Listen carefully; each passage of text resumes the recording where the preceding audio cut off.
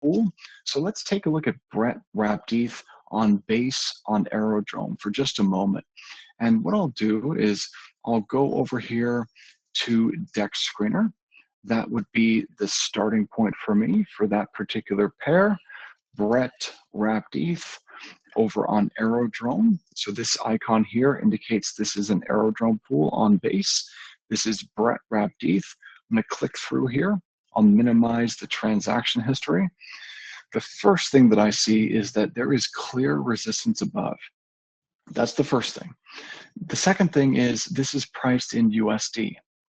This is Brett USD. I need to see Brett wrapped ETH.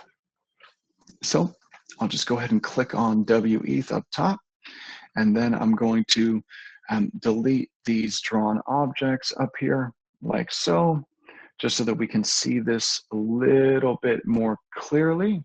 We go ahead and do this. There we go, just like that. And so notice how much different the pattern looks here. It looks a little bit different.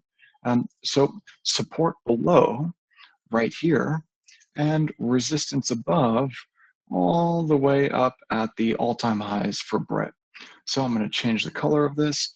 And now this is an Aerodrome pool. So that means that you could enter directly through Aerodrome, or you could enter through VFAT. So if I was going to enter this position through VFAT, how would I do that? Well, I would go up here to Farms, and then I would use this filter button on the far right corner to filter for only Aerodrome pools on base that are concentrated. And just like that, now I'm viewing only Aerodrome concentrated pools on the base chain. So I'm going to type in Brett, B-R-E-T-T. And so now here is the Brett pool on Aerodrome on base. I'll go ahead and click on this, and I can now set a range. So remember, this is a CL200 pool. Now, what does that mean? Well, CL200, this refers to the tick spacing. This is measured in basis points. 200 basis points is 2%. 100 basis points is 1%. 1 basis point is 1/100th of 1%. So what does that mean? Well, every time I click to change the width of my range, it moves the quote by 2%. This is a 2% tick spacing pool. So every time I click, I'm moving the range by 2%. You see that? One more time. I moved it again by a further 2%. So what I would do is I would go into Dex Screener and make sure that I have this price in wrapped ETH. And then if I look here and I see, okay, this is my, this is where I want to see my price, you're going to have to change the price to wrapped ETH. And then what I can do is I can make my range match what I've got here on my Dex Screener chart of Brett wrapped ETH. So I've got 4 zeros, 34.74 on the downside. So let me go ahead and match that. What was that price again? 4 zeros, 34.74. So 4 zeros, 34. That's pretty close, 34.330. So that's 12% to the downside.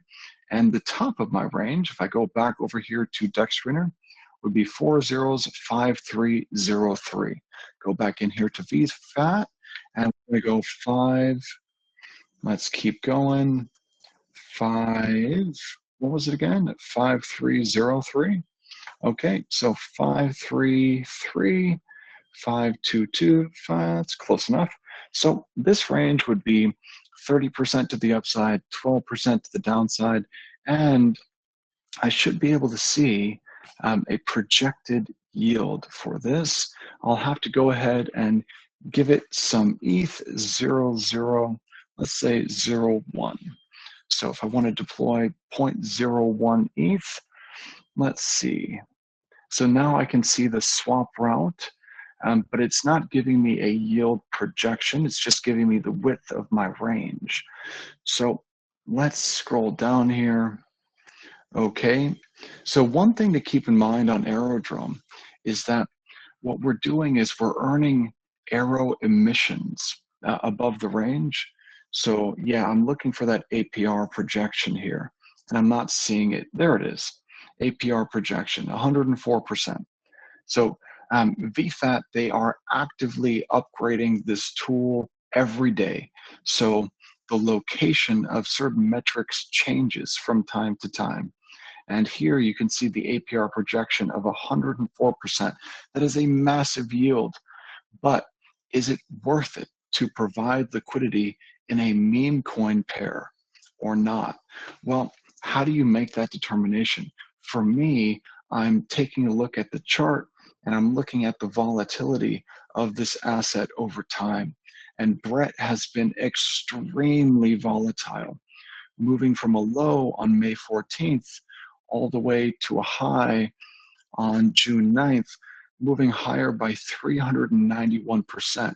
That is a ton of volatility to the upside. But remember, it works in both directions.